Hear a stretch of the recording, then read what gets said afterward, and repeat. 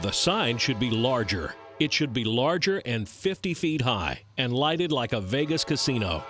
For when rail fans in the South say the name Austell, it conjures up that kind of excitement.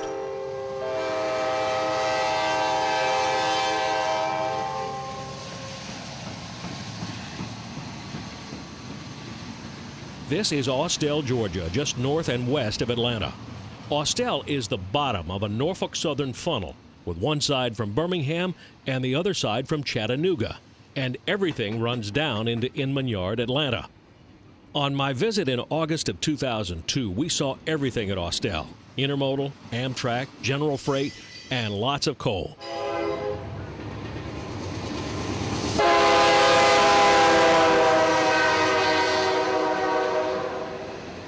I wasn't keeping very good records then, but I know this is an empty northbound returning from a Georgia power plant.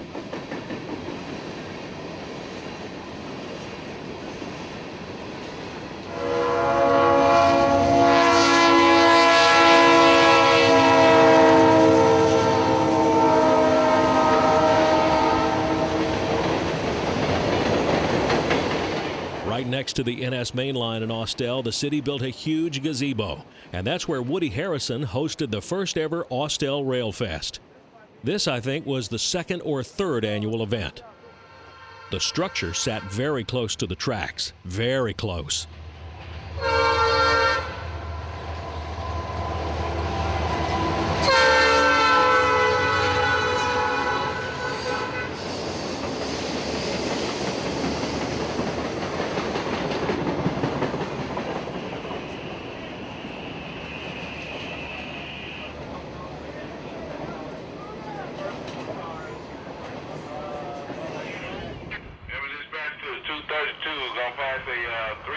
Down there in Austell with a 13-2 wide car. They working on it the train now. How about talking to them, make a favor? Austell is a choke point on the NS main.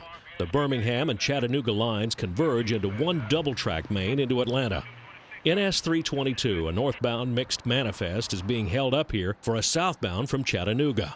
The southbound intermodal is on a hurry-up schedule, crossing over at Austell for right-hand running into Inman Yard.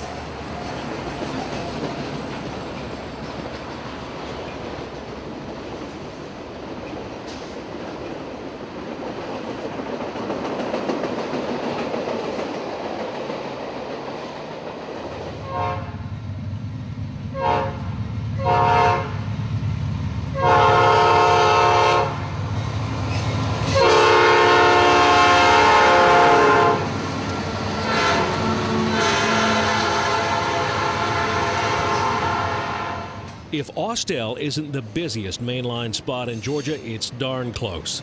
It's certainly one of the most railfan-friendly locations. You're not on a major roadway, you can park on pavement, police don't bother you, and you're right next to a great piece of railroad. Intermodal makes up a big percentage of the traffic through Austell. Down the road a mile or so is Mableton. Coming around the curve, northbound Union Pacific units lead another empty Georgia Power coal train back toward the mines.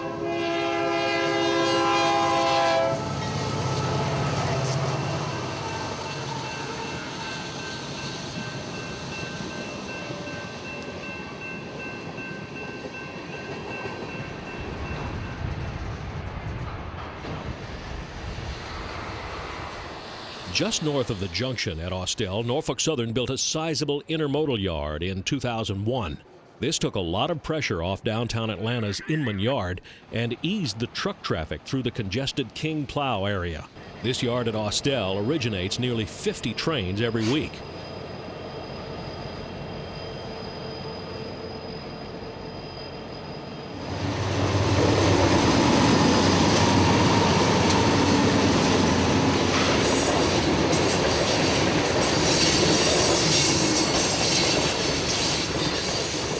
As night fell, Woody brought out his floodlights so the marathon could continue.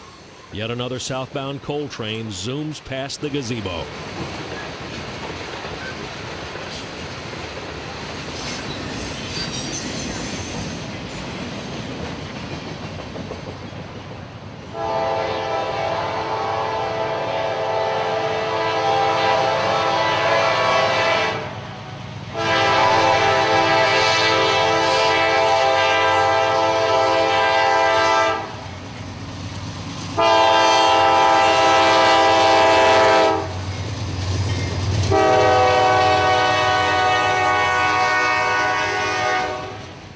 train of the day, for me anyway, was this NS Road Railer. All truck trailers with no railroad cars needed.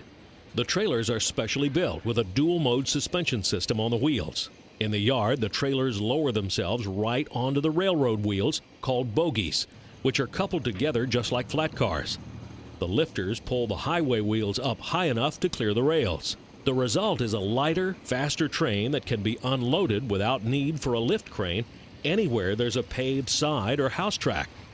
It doesn't really happen that way, though. These trains are only built and separated in dedicated Triple Crown terminal yards. On Friday morning, we all met at the Austell gazebo in preparation for Woody's Golden Triangle tour of Atlanta railroads. We depart Austell heading northwest, listening to the scanner for clues. We're gonna hit the Golden Triangle. We're gonna follow trains all over northwest Georgia. Hopefully, that's the plan. We're gonna go to Dallas and Hiram and Rockmart and cut across the seaboard across to Cartersville and maybe catch a little local running between Cartersville and Rockmart, and then head down south on the CSX on Cartersville, head south toward Atlanta, then come back out toward Austell after we leave Atlanta. Big triangle. The tour would be ambitious. The first stop was Hiram, where we expected train 910. But instead, like every train chasing adventure, we changed our plans. The point where we were headed was one of Woody's secret spots. So we're going to keep his secret. And the secret spot didn't disappoint. No sooner had we all gotten out of our cars than an NS local arrived. He was switching customers all up and down this line with a Conrail SD40 and a Conrail Jeep 40.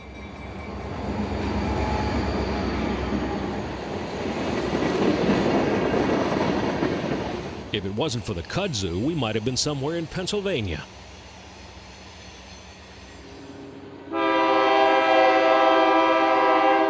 A short wait, then came northbound train 276 with some novelty power. Only one unit, and he was an out-of-towner.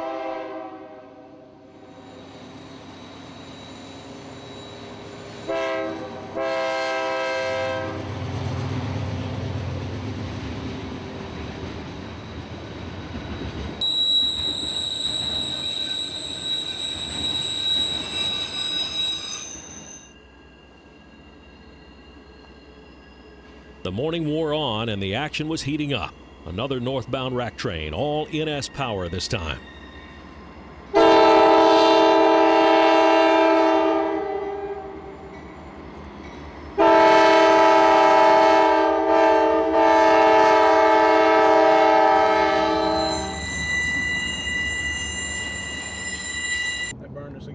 We left Woody's secret spot and headed into the hills to a place on the Norfolk Southern called Braswell Mountain. Getting ready to chase us a coal train, Q36 with the G48 pusher on the rear. We're going to turn around down here on the right, turn around and go get back in position to chase this thing. We made it to the first intercept point with plenty of time to spare. The two UP-8s were giving everything they had to get this power plant fuel up the side of Braswell Mountain.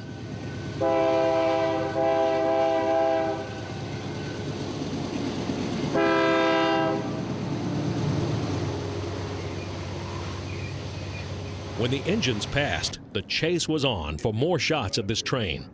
I want this shot right here. I'm going to pull over real quick right here. Pull this way!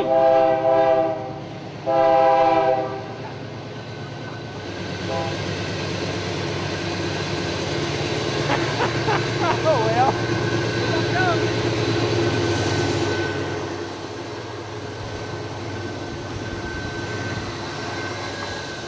It's not always easy to get a crowd coordinated for optimum photography. The perils of group chasing. That guy parked right in the middle of the shot. Moving on to location 3 and one of those you'd never find it on your own kind of places. It was the summit of Braswell Mountain, and here came the coal drag finishing his assault on the hill.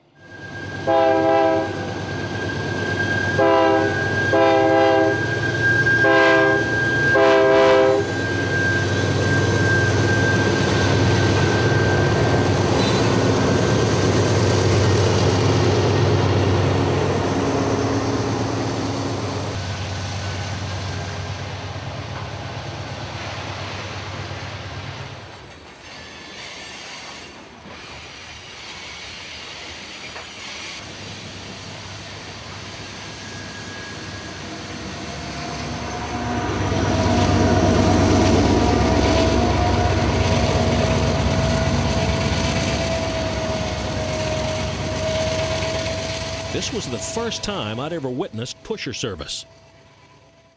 The Triangle Tour continued, and we headed to Rockmart, Georgia. I could tell we were in the heart of the South by that classic seaboard depot. This is now the Cartersville Sub, a branch line off the L&N Main at Cartersville. A switcher was working nearby industries. Unusual for me was the 4-axle Dash 8 power doing the work.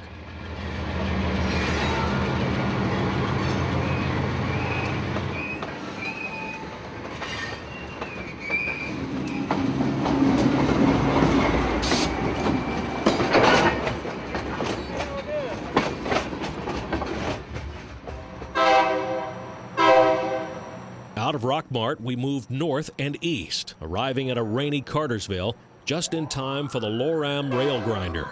Cartersville is on the CSX W&A sub, ex-L&N Main to Chattanooga and Nashville.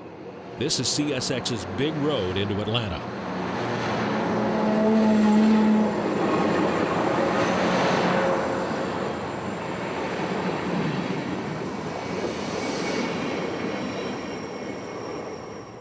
Moving south by east along the W&A, Woody shows us that he is indeed the real train chaser, catching up to an intermodal at Emerson. Steve, we're going to be down here at the south end of Emerson at the 75 bridge. Be right back up there in a minute. We didn't make it to the I-75 bridge in time, but we did beat him to Kennesaw, and it was well worth it. The dispatcher had set up a meet there. First to arrive was a northbound, climbing, so he had the priority.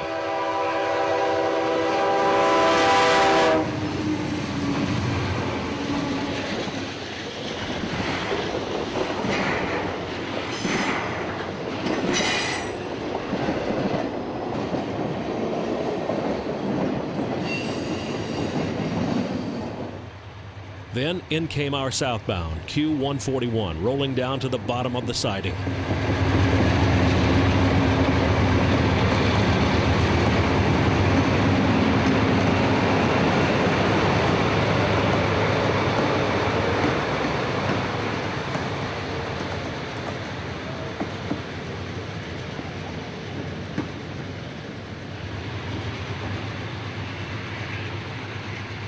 There would be nothing ahead of us now but Atlanta Friday afternoon rush hour traffic. So we all met back in the evening at Fat Cat's in Austell. About as perfect a railfanning bar as there ever was. Cold beer, chicken wings, and a busy Norfolk Southern Mainline right out beyond the front porch. The train watching went well into this hot August Friday night. Tomorrow would come the big Atlanta train show and more Georgia railfanning. In Austell, Georgia, this is Danny Harmon, out.